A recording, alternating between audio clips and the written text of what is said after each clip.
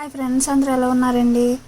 రేపు సండే కాబట్టి ఇలాగా చికెన్ కర్రీ చేసి చూడండి, చాలా బాగుంటుంది. ఇదైతే బోన్లెస్ చికెన్ కర్రీ అండి.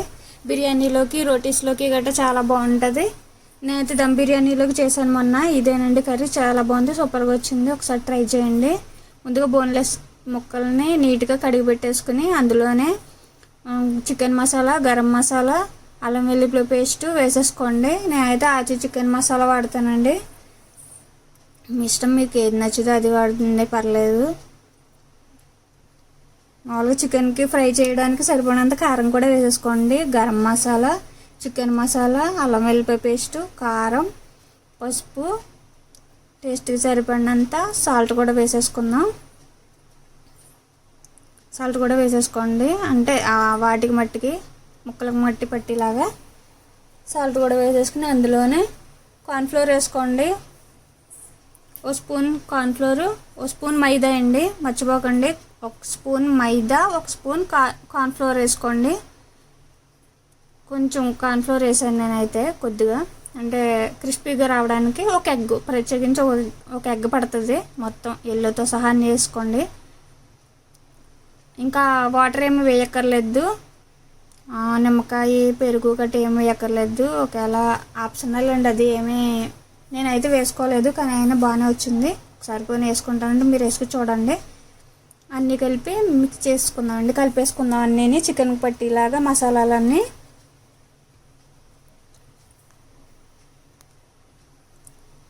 కలిపేసుకుని పక్కన పెట్టేసుకున్నాం కదండి. ఎక్కువసేపు ఏమి నానబెట్టాలి అలాగేమి ఉండదండి, వెంటనే తయారు చేసేసుకోవచ్చు. ఆయిల్ మరిగిన తర్వాత ఆయిల్ మాత్రం హీట్ ఎక్కాలండి బాగా. హీట్ ఎక్కిన దాంట్లోనే ఒక్కొక్కటిగా వేసేసుకుందాం ముక్కల్ని, ఏమి అంటుకోవు. వాటర్ కూడా ఏమి కలపక్కర్లేదండి, ఆ ఎగ్ ఉంటుంది కదా, ఎగ్గే సరిపోతుంది.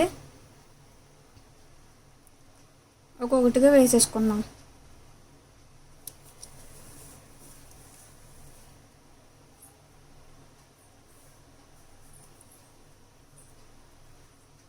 అన్నీ ఒక్కొక్కటిగా వేసేసుకుని ఒక్కొక్కసారి మధ్య మధ్యలో కలుపుతూ ఉండండి, అంటే ఈక్వల్గా ఎగుతాయి కదా, అందుకని. కాసేపు వేసిన వెంటనే కాకుండా కాసేపు వేగిన తర్వాత గరిటె పెట్టి అటు ఇటుగా కలుపుతూ ఉండి లాస్ట్కి కలర్ వస్తుందండి. కొంచెం కలర్ రాగానే తీసేసుకుందాం. అలా తిన్నా బాగానే ఉందండి. మామూలుగా చికెన్ పకోడీ ఎలా ఉంటుందో అలాగే ఉన్నది. తీసేసుకుని ప్లేట్లో వేసేసుకుందామండి.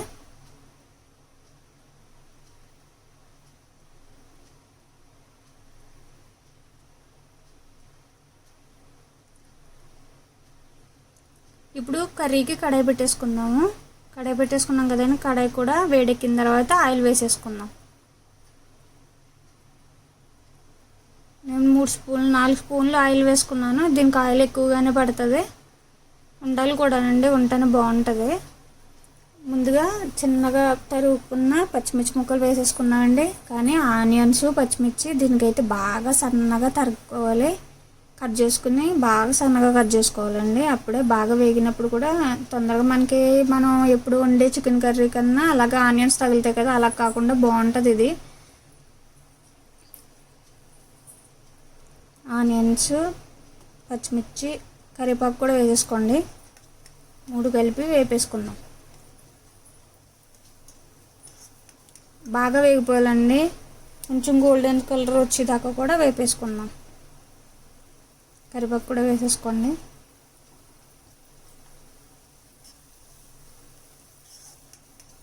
ఆనియన్స్ మాత్రం బాగా మగ్గిపోవాలండి, అస్సలు పచ్చిదనం అంతా లేకుండా. మూత పెట్టేసుకుందాం. ముందుగానే హైలోనే ఉంచేసుకోండి, మంట హైలో ఉంటే తొందరగా వేగుతాయి కదా. మధ్య మధ్యలో కలుపుకుంటూ ఉంటే సరిపోద్ది. ఈ లోపలనే నేను అంతకుముందే జీడిపప్పు, గసగసాలు నానబెట్టి పెట్టేసుకున్నానండి. అవి మిక్సీ పట్టేసుకోవాలి పేస్ట్ కింద. అవి కూడా మిక్సీ పట్టేసుకుని పక్కన పెట్టేసుకుందాం. ఈ లోపల ఆనియన్స్ ఒకసారి చూద్దామండి. ఆనియన్స్ ఇంకొంచెం వేగాలి. అవి వేగిన తర్వాత ఒక పెద్ద టమాటో వేసుకోవాలండి. ఆనియన్స్ మనం ఎన్ని వేసుకుంటున్నామో టమాటో ఇంకొంచెం తక్కువ పెట్టి టమాటోలు కూడా అలాగే సన్నగా తరిగేసుకుని వేసేసుకోవాలండి. తొందరగా మగ్గిపోవాలి కాబట్టి ఆనియన్స్తో పాటు అవి కూడా, వాటిని కూడా చిన్నగా తరిగేసుకుని ఆనియన్స్తో పాటు వేపేసుకుందాం. అవి కూడా బాగా మగ్గిపోవాలని మూత పెట్టేసుకుందాం. మధ్య మధ్యలో ఒకసారి తీసి చూసుకుని కలుపుకుంటూ ఉండండి. అప్పుడైతే ఈక్వల్గా వేగుతాయి కదా ముక్కలన్నీ. అందుకని చూసారు కదా మొత్తం మగ్గిపోయినాయి కదా. టమాటో, ఆనియన్స్, పచ్చిమిర్చి కూడా మగ్గిపోయినాయి. ఈ కర్రీలో పచ్చిమిర్చి సన్నగా తరిగేసుకుంటాం కాబట్టి తీసి పక్కన పెట్టేసుకుని ఆ టైపు గట్టి ఏమి ఉండదండి. చూడండి ఒకసారి కర్రీ చేస్తారు కదా అప్పుడు తెలుస్తుంది.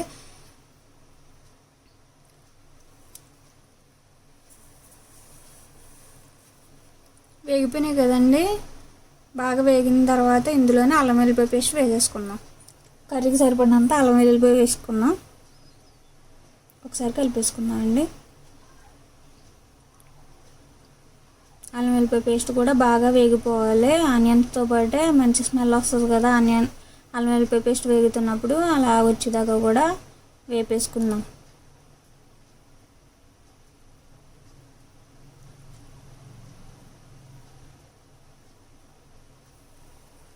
దాన్ని వేసిన తర్వాత అలా వదిలేస్తే కింద మాడట్ వస్తుంది కదండి. అందుకని వేపి కాసేపు వేగిపోయిందన్నాక కర్రీకి సరిపడినంత కారం వేసుకోండి.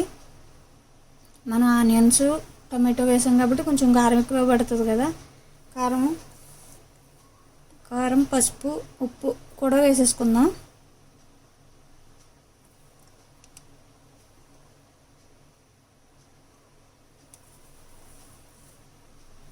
టేస్ట్కి సరిపడినంత సాల్ట్ కూడా వేసేసుకోండి.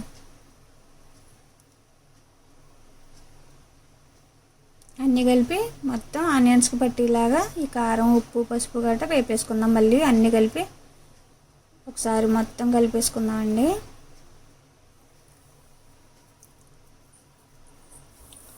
కొంచెం ఆయిల్లో వేగుతుంది కదా. వేగిన తర్వాత వాటర్ వేసుకుందాం. గ్రేవీకి సరిపడినంత వాటర్ వేసుకుందాం. జీడిపప్పు పేస్ట్ కూడా వేసేసుకోండి. మర్చిపోయాను, జీడిపప్పు పేస్ట్ కూడా వేసుకోండి. జీడిపప్పు, గసగసాల పేస్ట్ వేసుకున్నాం కదా, ఆ పేస్ట్ మొత్తం వేసేసుకుందాం. ఆ పేస్ట్ కూడా కారం, ఉప్పు టైప్లోనే వేగనిచ్చేద్దామండి. ఇందులోకి గరం మసాలా కూడా వేసుకుందాం. ఆల్రెడీ మనం చికెన్ ఫ్రైలోకి గరం మసాలా వేసుకున్నాం. ఇందులో కూడా గరం మసాలా, చికెన్ మసాలా కూడా వేసేసుకోండి కొద్ది కొద్దిగా. అది మీరు మసాలా ఎంత తింటారో అంత.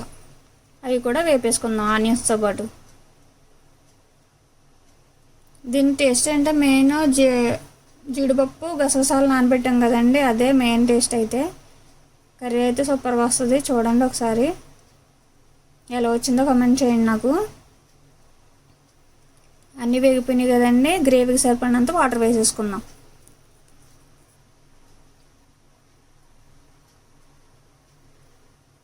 వాటర్ వేసేసుకుని కలిపేసుకుందాం ఒకసారి అంతా.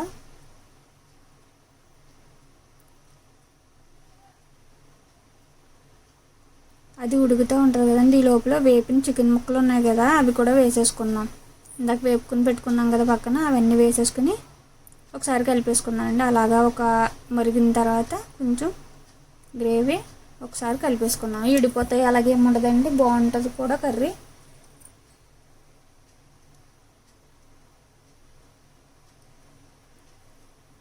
నెమ్మదిగా కలిపేసుకుని దీనికి కొంచెం వాటర్ ఎక్కువగానే వేసుకోండి. అంటే వేడిగా తినేసే వాళ్ళకైతే గ్రేవీ సరిపోతుంది, కానీ కొంచెం చల్లారేటప్పటికి ఏమవుతుందంటే గ్రేవీ అంత ఉండదు, అబ్జర్వ్ చేసుకుంటుంది కర్రీ. అది ముక్కలన్నీ, చికెన్ ముక్కలన్నీ కలిపి మూత పెట్టేసుకుందాం. కలిపేసిన తర్వాత ఒకసారి తీసి చూసుకుందాం. చూసారు కదా దగ్గర పడిపోయింది. కొత్తిమీర కూడా వేసేసుకుందామండి లాస్ట్ అండ్ ఫైనల్లో. కొత్తిమీర కూడా వేసేసుకుని కలిపేసుకుందాం.